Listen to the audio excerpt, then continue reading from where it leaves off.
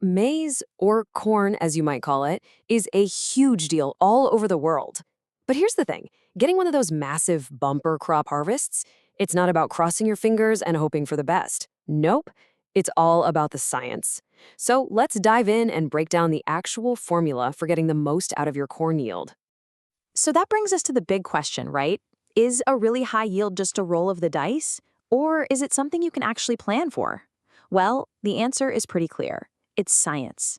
With the right know-how, a fantastic harvest is something you can literally engineer piece by piece. And that's exactly what we're going to walk through today.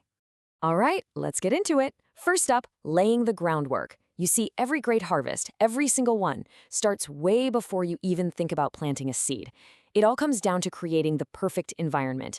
And believe me, this prep work, it is the foundation for everything else. Okay, first off, let's talk climate. Maize absolutely loves warmth. We're talking a sweet spot between 20 and 30 degrees Celsius. But honestly, the real secret is what's happening right under your feet, the soil. You're looking for that ideal, well-drained, loamy soil with a nice, balanced pH. That's what lets the roots breathe and soak up all those good nutrients. If you've got the opposite, swampy, waterlogged soil or a field just choked with weeds, you're basically killing your yield before you've even begun. So getting that seedbed just right, it's totally non-negotiable. So your land is prepped and ready to go. Now comes what might be the single most important decision you'll make, picking the right seeds. Look, you're not just buying little kernels here. You are buying pure genetic potential. Think about it. Hybrid varieties are specifically bred to give you bigger yields. And when you choose seeds that are certified to fight off diseases and are perfect for your local weather, you're setting the highest possible ceiling for what your crop can achieve. But just how big of a deal is that choice? Well, get a load of this number. 30%. A 30% jump in production. That's what you can get just by picking good quality, certified seeds instead of the regular old ones. I mean, that is a huge return on your investment, and you haven't even planted anything yet. It's incredible. Okay, so the groundwork is done. You've picked your champion seeds. Now the real fun begins. We're moving into the active growth phase. This is where all your careful, scientific work helps turn that genetic potential into a real, live plant. We're talking about nurturing it from a tiny little seed into a strong, towering stalk. And sowing, it's so much more than just tossing seeds in the ground. It's a science of precision. You want to go about 4 to 5 centimeters deep. That gives the seed protection and just the right amount of moisture. And the spacing you see here, between plants and between rows, that's not random. It's all scientifically calculated to make sure there's as little competition as possible. The goal is to give every single plant its own space to soak up sunlight, water, and nutrients. All right, the seeds are in, they're starting to grow, and now water becomes the name of the game. But listen, it's not just about how much water you use, it's about when you use it. That's just as important. There are these 4 make or break stages, and if the plants don't get enough water then, it can seriously hurt your final yield.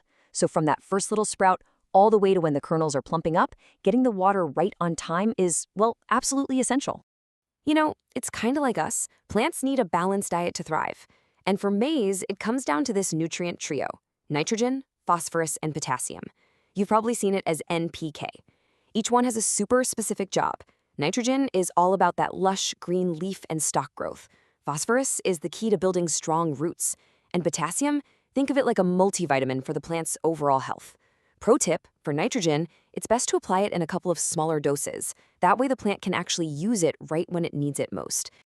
So let's recap. You've done all this hard work, right? You've prepped the soil, planted perfectly, and you've been feeding your crop. Everything's looking fantastic. But now you've got to defend it. This next part is all about protecting your investment from all the things that could come along and just wipe out all that progress. We're talking about pests like stem borers and armyworms. These guys can be totally devastating. So the best way to handle them is with a multi-step approach. It all starts with prevention. Remember those pest-resistant seeds we talked about? That's your first line of defense. Next, you have to be ready to take action. If you get an infestation, use the right pesticides. And finally, you need a long-term strategy, and that's where crop rotation comes in. It helps break the pest's life cycles. But the real key to all of this? Early detection. Seriously, catching a problem before it gets out of hand can be the difference between a small issue and losing the whole crop. Okay, we've come a long way. We laid the groundwork, we nurtured the plants, we defended the crop. And now, we've made it to the finish line. the harvest. This is the moment where all that science, all that careful timing, and all that hard work finally pays off. Now, timing the harvest is critical. Go too early, you lose yield. Go too late, you lose quality. It's a fine line. But luckily, science gives us some really clear signs to watch for. You want to see those husks go from green to a dry brown. And the kernels themselves, they should be hard and have a nice shine to them. That's your signal. That's go time. Nailing the harvest at that absolute peak moment means you're getting the most value you possibly can from every ear of corn. So, as you can see, getting a great yield isn't about doing one magic thing. It's about a whole chain of smart decisions. It really is a complete system.